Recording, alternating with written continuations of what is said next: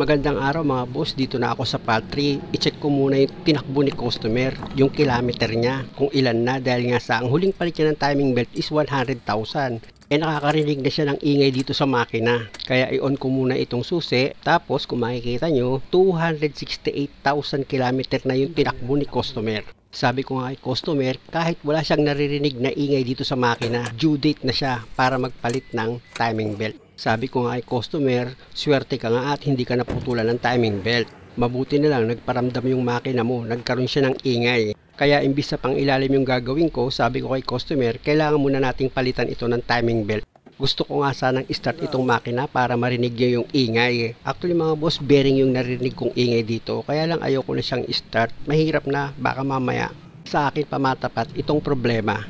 Nangyari na kasi sa akin yun mga boss, mga 90s ata yun. Pinapakinggan ko yung ingay sa makina kung saan nanggagaling. Tapos nire-revolution ko, biglang bumigay yung bearing, yun. Top overhaul nang wala sa oras. Balik na ako sa trabaho mga boss after ko mailihis yung dalawang clamp dito sa upper radiator hose. Nakita nyo naman, natanggal ko na itong upper radiator hose. Tapos isunod ko naman tatanggalin ngayon itong timing belt cover niya. Meron niyang 6 na bolt na tatanggalin ka mga boss na number 10. Gumamit ka lang dyan ng socket wrench na number 10 o kaya naman box wrench pwede rin. Dahil nakatanggal na ako ng isang bolt mga boss na number 10, ito naman yung pangalawang bolt na natanggal ko. Tapos dito na tayo sa pangatlong bolt, luluwagan ko na yan. Pag maluwag na yung bolt mga boss, kamayin nyo na yan para mas mabilis yung matanggal itong bolt. Tapos lipat ka na dito sa ilalim ng timing belt cover mo.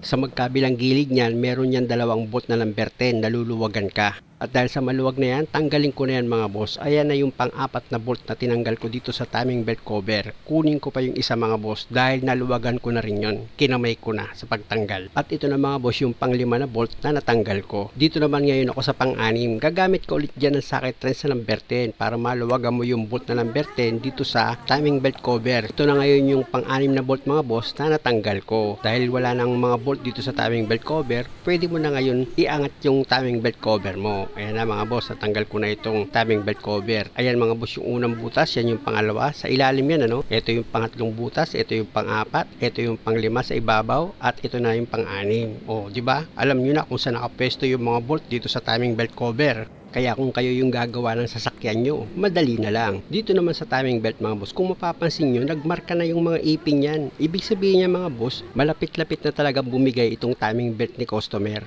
Pero bago ko tanggalin itong timing belt ni customer, kailangan naka-top dead center itong camshaft niya, pati itong crankshaft pulley. Ikutin ko ngayon itong injection pump pulley niya mga boss. Kung makikita nyo, pinihit ko yan para may top dead center ko itong makina ni customer. Yang tinuro ng daliri ko mga boss, yan yung timing mark nitong camshaft. At ito pang isa na timing mark, yang tinuro ko, dyan mo itatapat yung timing mark ng camshaft. Kaya ikutin ko na itong injection pump pulley para maitapat ko na itong camshaft dito sa timing mark niya. Siya nga pala, pwede nyo rin ikutin yung crankshaft pag magta-top dead center kayo. At ito na mga boss, kung makikita nyo, naka-timing mark na itong camshaft niya. Pag ganyan mga boss, pati yung crankshaft, pati itong injection pump pulley niya, nakatapat na yan sa timing mark niya. Pinahiran ko ng snow paint yan mga boss para mas makita nyo itong timing mark niya. Ayan mga boss, ilapit ko yung camera, dyan sa taas, tapat sila. Tapos dito sa injection pump pulley niya mga boss, dapat yung timing mark dyan, magkatapat din sila. Ayan mga boss, tinuro pa ng daliri ko na yung timing mark niyan, magkatapat sila. At dahil sa okay na yung mga marker niya mga boss, naka-timing mark na siya, pwede nyo na ngayon kalasin itong timing belt. Pero unahin nyo munang tanggalin itong tensioner adjuster. Gagamit ka lang naman dyan ng socket wrench or box wrench sa number 10 para matanggal mo yung dalawang bolt dito sa tensioner adjuster. Dahil sa natanggal ko na yung isang bolt mga boss, meron pa yung isa na bolt na tatanggalin ko. Para itong tensioner adjuster, tuluyan ko na yung matanggal. Ito na mga boss yung tensioner adjuster, inangat ko na yan. At kung makikita nyo, andyan yung bolt na tinanggal ko. At dahil sa wala nang tumutulak dito sa tensioner bearing, maluwag nyo nang matatanggal itong timing belt. Ayan na mga boss, natanggal ko na itong timing belt. Isunod ko naman dyan itong tensioner bearing niya. Gumamit ako dyan ng Allen wrench para maluwagan ko itong Allen wrench bolt dito sa tensioner bearing. Pag matigas yan mga boss, lagyan nyo lang ng extension itong Allen wrench nyo para hindi kayo mahirapan magluwag nitong Allen wrench bolt. O kita nyo, di ba? Maluwag na. Medyo luwagan ko pa itong Allen wrench bolt mga boss para yung ulo niyan mahawakan ng kamay ko at mas madali ko ngayon yan matatanggal. Isagad ko na yung pagluwag dyan mga boss para itong tensioner bearing mahugot ko na yan. Ayan na mga boss yung tensioner bearing at kasali yan sa papalitan ko. At syempre naman bago nyo ilagay yung timing belt, linisan nyo yan. At ito namang Allen wrench bolt ng tensioner bearing, pinahirang ko ng kaunting grasa mga boss. Tapos yung washer nitong bolt, wag niyong kalimutang ilagay. Tsaka nyo ngayon ibalik yan sa dati niyang position. Pag naipakapit nyo na itong Allen wrench bolt ng tensioner bearing, tulak ko muna itong tensioner bearing mga boss para pag nilagay ko itong tensioner adjuster niya, makita ko yung pagkakabitan ko ng bolt. Ayan mga boss, kung makikita nyo, yun nga lang hindi nyo nakita dahil natakpan ko, ipakapit ko na yung bolt dito sa thread ng pagkakapitan niya. Pag nailagay ko na yung isang bolt, ito namang isang bolt mga boss, ikakabit ko na yan kasi dalawa yung bolt na nakalagay dito sa tensioner adjuster. Pag okay na, gamit yung socket wrench mo na number 10, i-final mo na yung higpit sa dalawang bolt dito sa tensioner adjuster mo. Ayan mga boss, kung makikita nyo, ipinainal ko na yung paghigpit dyan.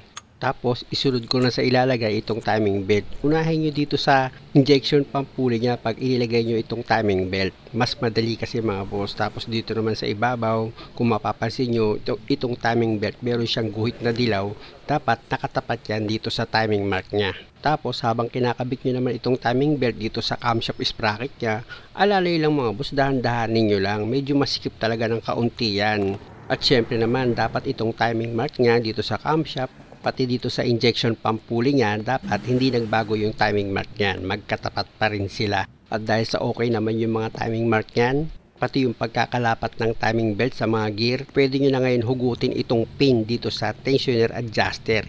Pag natanggal nyo itong pin kasi mga boss, itutulak niya itong tensioner bearing. Para ito naman timing belt, hihigpit yan. Ito yung pin mga boss. Tapos kapain ko itong timing belt, kung makikita nyo, humigpit na yan. Pero para sigurado kayo mga boss, gumamit kayo ng flat screw, itulak nyo pa rin itong tensioner bearing. Pwede kasing naipit din yan. Pag okay naman, gamit itong Allen wrench nyo, pwede nyo nang i-final yung paghigpit dito sa Allen wrench bolt ng tensioner bearing. Tapos, i-check nyo ulit itong timing belt. Kung okay naman yung higpit niya at hindi naman nagbago, pwede mo nang ilagay itong timing belt cover. Paglagay naman itong timing belt cover mga boss, ilalapat nyo lang naman ng maayos yan. Pag lumapat na siya, ilagay nyo na ngayon yung 6 na bolt na number 10. Ipakapit nyo na sa mga thread niya. At pag naipakapit nyo na sa thread niya itong 6 na bolt na number 10, pwede nyo na ngayon i-final yung higpit gamit yung socket wrench nyo or box wrench nyo na number 10. Kaya kung ganitong klase yung sasakyan nyo mga boss, kayang-kaya nyo nang gawin yan. Basta lagi nyo lang tatandaan, huwag kayong makakalimot sa bawat pesa na tatanggalin nyo, lalong-lalo na sa mga tornilyo. Ako kasi mga boss, pag nag-close na ako ng camera, nag-a-another check up ulit ako sa mga tornilyo para higpitan. Kaya kung gusto nyo akong puntusan dahil meron ako hindi nahigpitan ng tornilyo, tandaan nyo, edited itong video. Maaaring natanggal ko siya sa pag-edit. At dahil okay na ito mga boss, kung makikita nyo, inilagay ko na itong upper radiator hose. Tapos yung mga clamp niyan, iayos yung maigi sa pagkakaipit niya dito sa upper radiator hose para hindi siya magkaroon ng leak. Dahil sa okay na yan, isunod ko naman sa inilagay itong engine cover niya. Tapos nilagyan ko na ng coolant yan dito sa coolant reservoir. Tapos pa-start ko na itong makina. Yun. Nakita nyo naman mga boss, wala namang kahirap-hirap pag nagpalit kayo ng timing belt kung ganitong klase yung sasakyan nyo. Basta lagi nyo lang tatandaan, dapat pag kinalas nyo yung timing belt, importante na naka-top dead center yan. Ibig kong sabihin yung timing mark ng camshaft, ng crankshaft, pati ng injection pump pulley, dapat sigurado kayo na yung timing mark nila nakatapat mismo sa kanikanyang timing mark. Switch off ko itong makina. Tapos start ko ulit yan. At dahil sa okay na ito mga boss, muli maraming salamat sa panonood. Sana sa bawat video na ginagawa ko, nakakakuha kayo ng idea at kung maaari, huwag nyo naman sanang kalimutang mag-subscribe sa channel ko. Switch off ko ulit itong makina mga boss, tapos i-on ko yan. After nyan, start ko na siya. At dahil sa okay na ito mga boss, maraming salamat ulit sa inyong lahat.